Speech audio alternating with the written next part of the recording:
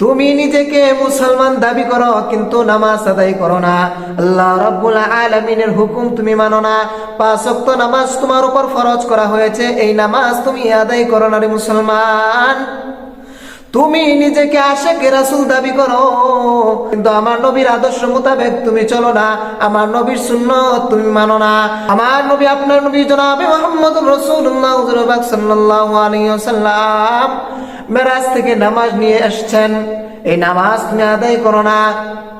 হে মুসলমান, নামাজের গুরুত্ব যদি তুমি দিতে পারো তাহলে আল্লাহ রাব্বুল আলামিন তোমার সম্মান বাড়িয়ে দিবেন, আল্লাহ রাব্বুল আলামিন তোমার মর্যাদা বাড়িয়ে দিবেন, আল্লাহ রাব্বুল আলামিন তোমার ইজ্জত বাড়াইয়া দিবেন। হাদিসের মধ্যে এসেছে আল্লাহর নবীর একজন সাহাবী ছিলেন যার নাম ছিল আব্দুল্লাহ আনসারী রাদিয়াল্লাহু তাআলা আনহু। আমার নবী আপনার নবী জনাবে মুহাম্মদ রাসূলুল্লাহ হুজুর পাক সাল্লাল্লাহু আলাইহি ওয়াসাল্লাম যখন মসজিদে নববীতে নামাজ পড়াইতেন, মসজিদে নববীতে নামাজের ইমামতি করতেন, যখন নামাজের সময় হইতো আব্দুল্লাহ আনসারী রাদিয়াল্লাহু তাআলা আনহু নামাজের সময় আয়েশা আমার নবীর পিছনে শরীক হইতেন। নামাজ শেষ হওয়ার সাথে সাথে আবার দৌড়াইয়া বাড়িতে চইলা যাইতেন, সামান্য সময়ের জন্য মসজিদের মধ্যে দেরি করতেন না, নামাজের পরে বসতেন না, আমার নবীর মজলিসেও তিনি বসতেন না। আমার নবী যখন নামাজের পরে তালিম করতেন সকল সাহাবায়ে কেরামদেরকে নিয়ে বিভিন্ন মাসলা মাসাইল শিক্ষা দিতেন, ওই মাসলা মাসাইল শিক্ষা করার জন্য তিনি ওই মজলিসের মধ্যে বসতেন না, দৌড়াইয়া নামাজ শেষ হওয়ার সাথে সাথে বাড়িতে চইলা যাইতেন। একদিন সাহাবায়ে কেরাম রাদিয়াল্লাহু তাআলা আনহু সকলে মিলে আমার নবীর কাছে অভিযোগ করলেন, মামলা দায়ের করলেন আব্দুল্লাহ আনসারী রাদিয়াল্লাহু তাআলা আনহুর নামে। হে নবী আমার, আব্দুল্লাহ আনসারী তো নামাজের পরে আপনার মজলিসে বসে না, নামাজ শুরু হওয়ার সাথে সাথে সে আসে, আয়েশা পিছনে নামাজের মধ্যে শরীক হয়, নামাজ শেষ হওয়ার সাথে সাথে আবার দৌড়াইয়া তাড়াতাড়ি কইরা বাড়িতে চইলা যায়। আমার নবী আপনার নবী জনাবে মুহাম্মদ রাসূলুল্লাহ হুজুর পাক সাল্লাল্লাহু আলাইহি ওয়াসাল্লাম এই কথা শুনে বলতে লাগলেন, আমার সাহাবীরা তো এরকম করার কথা না, এত তাড়াহুড়া করার কথা না, হয়তো আমার সাহাবীর কোনো সমস্যা হইতে পারে, মনে হয় আমার সাহাবীর কোনো সমস্যা থাকতে পারে। কোন একদিন আমার নবী আপনার নবী জনাবে মুহাম্মদ রাসূলুল্লাহ হুজুর পাক সাল্লাল্লাহু আলাইহি ওয়াসাল্লাম হযরত আবু বকর রাদিয়াল্লাহু তাআলা আনহু এবং হযরত ওমর রাদিয়াল্লাহু তাআলা আনহুকে সাথে নিয়ে আরো কয়েকজন সাহাবীদেরকে নিয়ে আব্দুল্লাহ আনসারী রাদিয়াল্লাহু তাআলা আনহুর খোঁজ খবর নেওয়ার জন্য তার বাড়িতে গেলেন। তার বাড়ির সামনে যাইয়া আমার নবী দেখতেছেন ভিতর দিক থেকে দরজা লাগানো। আমার নবী আশ্চর্য হয়ে গেলেন।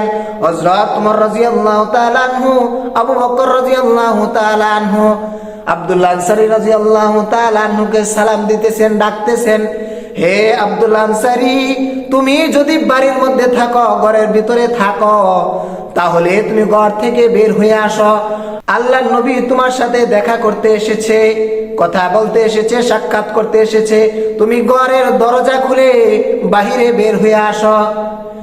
একবার দুইবার তিনবার যখন ডাক দিলেন, না না, ঘর থেকে তো কোনো আওয়াজ আসতেছে না, ঘর থেকে তো কোনো সাড়া পাচ্ছে না, কোনো শব্দ আসতেছে না। আমার নবী বলতেছেন, হাই হাই, আমার সাহাবীর কি হইল, ঘর থেকে তো আমি ডাকার পরেও তো সে সাড়া দিচ্ছে না, আমি নবী ডাকার পরেও তো আব্দুল্লাহ আনসারী রাদিয়াল্লাহু তাআলা আনহু ঘর থেকে সাড়া দিচ্ছে না, হইতে পারে আমার সাহাবীর কোনো সমস্যা হইতে পারে। আমার নবী ডাক দিয়ে বলে, হে আবু বকর, হে উমর, চলো চলো আমরা চলে যাই, আমার সাহাবীর হইতে পারে কোনো সমস্যায় আছে, পরবর্তীতে তার সমস্যাটার খোঁজ খবর নেওয়া যাবে, চলো আমরা চলে যাই।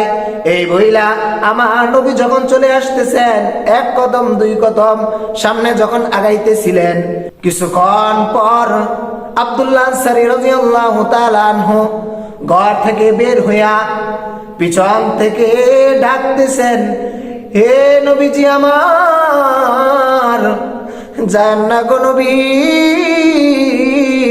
দাঁড়ান। আপনি ডাকতেছিলেন, আমি ঘর থেকে শুনতেছিলাম, কিন্তু কি জন্য সাড়া দিতে পারি নাই, আপনার ডাকে সাড়া দিতে পারি নাই, আমি সব কিছু আপনার কাছে খুলে বলবো।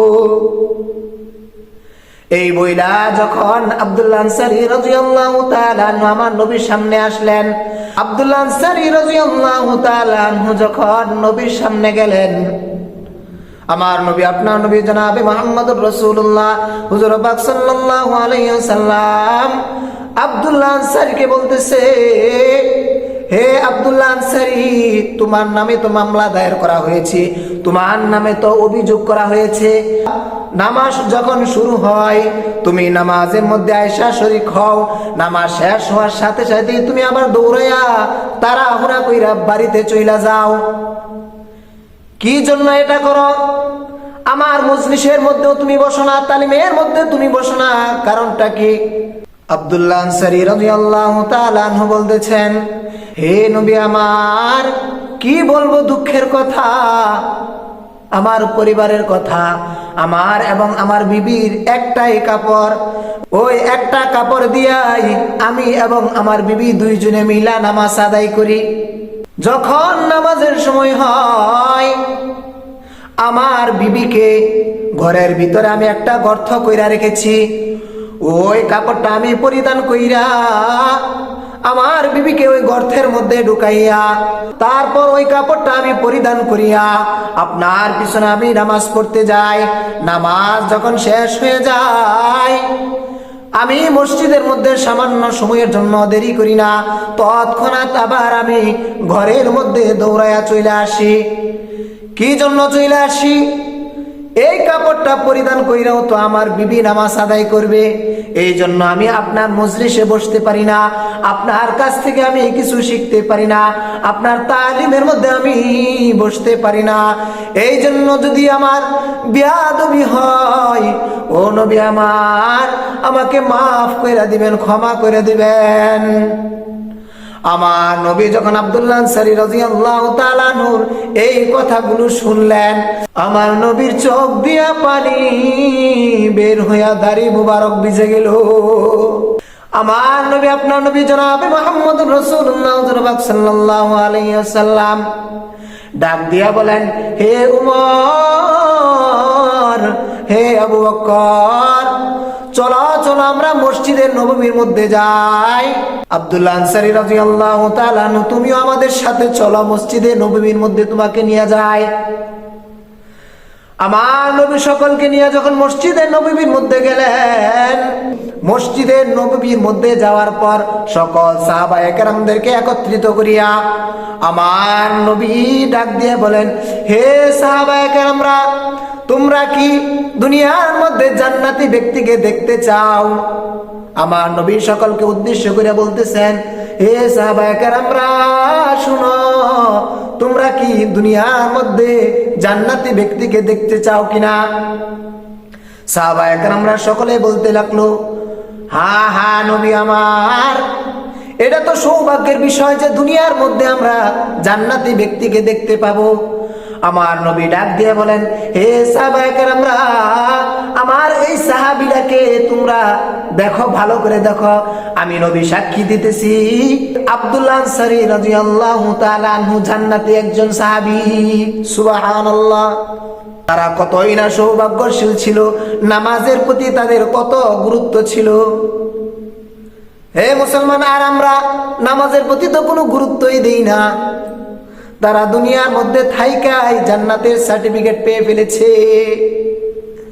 আমার নবী ডাক দিয়ে বলেন, সকল সাহাবায়ে কেরামদেরকে উদ্দেশ্য করে বলতেছে, তোমরা তো সকলেই তার নামে, তার ব্যাপারে অভিযোগ করেছিলা, তার সমস্যাটার কথা তোমরা সকলেই শুনো, তার মুখ থেকেই শুনো। তখন হযরত আব্দুল্লাহ আনসারী রাদিয়াল্লাহু তাআলা আনহু সকল সাহাবায়ে কেরামদের সামনে তার এই ব্যাপারগুলো খুলে বলার পর সকল সাহাবায়ে কেরামরা কান্নায় জর্জরিত হয়ে গেলেন, সকলেই কান্না শুরু করে দিলেন।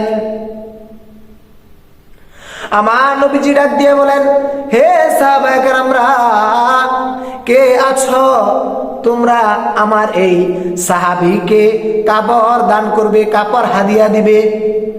সকল সাহাবায়ে কেরামদের মধ্যে হাদিয়া দেওয়ার হিরিক পড়ে গেল, সকলে হাদিয়া দেওয়া শুরু করে দিল। সকল সাহাবায়ে কেরামরা হযরত আব্দুল্লাহ আনসারী রাদিয়াল্লাহু তাআলা আনহুকে অনেক পরিমাণ হাদিয়া দিয়েছে, অনেক পরিমাণ হাদিয়া দিতে শুরু করেছে। তারপর আমার নবী, আপনার নবী জনাবে মুহাম্মদুর রাসূলুল্লাহ হুজুর পাক সাল্লাল্লাহু আলাইহি ওয়াসাল্লাম হযরত আবু বকর এবং হযরত ওমর রাদিয়াল্লাহু তাআলা আনহুকে সহ আরো কয়েকজন সাহাবীদেরকে সাথে নিয়ে আব্দুল্লাহ আনসারী রাদিয়াল্লাহু তাআলা আনহুকে বাড়ির মধ্যে আগায় দিয়ে আসলেন।